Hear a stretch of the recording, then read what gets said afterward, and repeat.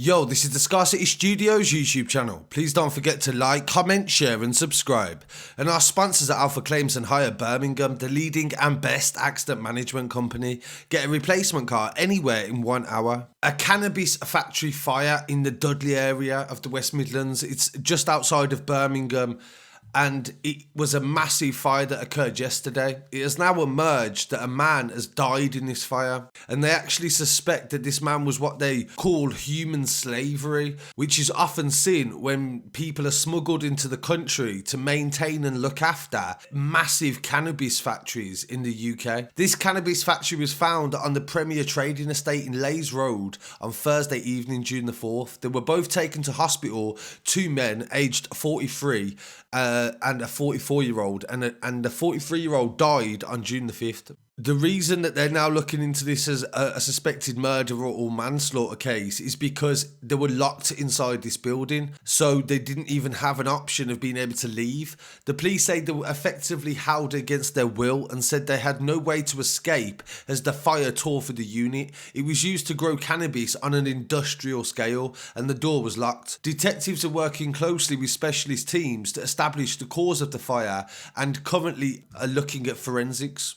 Another interesting thing that they noticed is a drone was flying over the unit shortly at or around the time of the actual death, and police are appealing for the person that was flying that drone to actually contact them. They may hold vital information about what happened. They've suspended the power to the trading estate, so there's a lot of different companies that may be opening up again with the lockdown easing that will not have power for the rest of the day.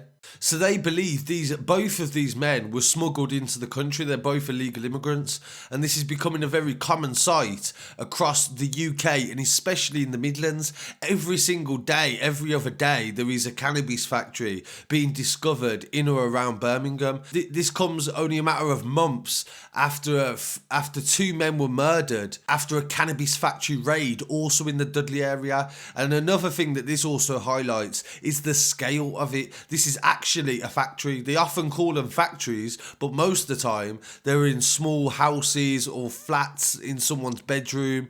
But this is actually in an industrial factory site. With the previous murder that occurred in the Brierley Hill area in Pensnet, it was a double murder and the crossbow was involved. The details are still very vague and the court case is ongoing at the moment, but a third man was charged, and I have covered this murder before.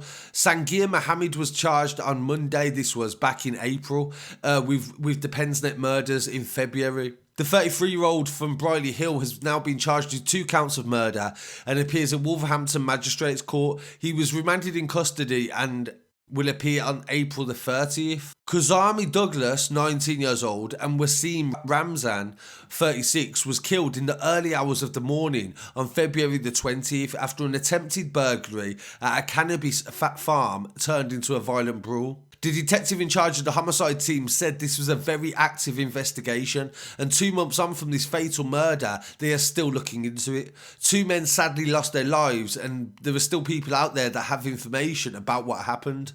The father and son, Sajawat Ramzan and Omar Ramzan, 23, who live on Pensnet Road, have also been charged with 2 counts of murder. They are currently in prison on remand. Birmingham men Lewis Graver and Saeed Amma have been charged with 2 counts of conspiracy to burgle. Mika Evans and Bradley Knight were also charged with conspiracy to burgle also. 2 different groups involved in this. A lot of men tried to basically storm this factory after they found out its location in a residential area in Dudley. And this resulted in a crossbow being used and ending up killing 2 people. One of them was the owner of the house.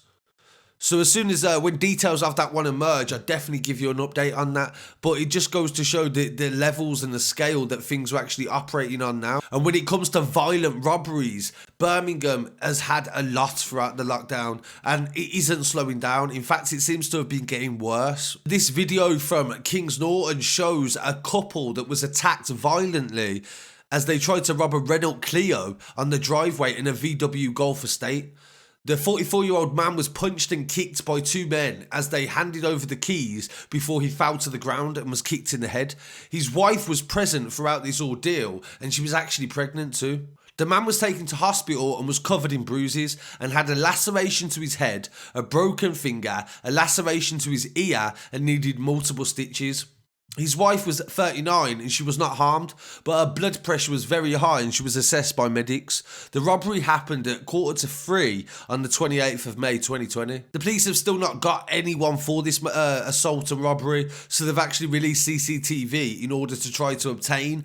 But as you can see, the males it's not very distinctive. They're masked and they're just aged between 18 to 25 in black jeans and hoodies. I'm glad that the family actually recovered from that, and I'll definitely be back very soon with some more news. There's a lot going on all over the country, and feel free to send me your stories from lockdown or any subjects you think I should be talking about, any town, place, anywhere in the UK or Ireland. I appreciate it. Thank you. Peace.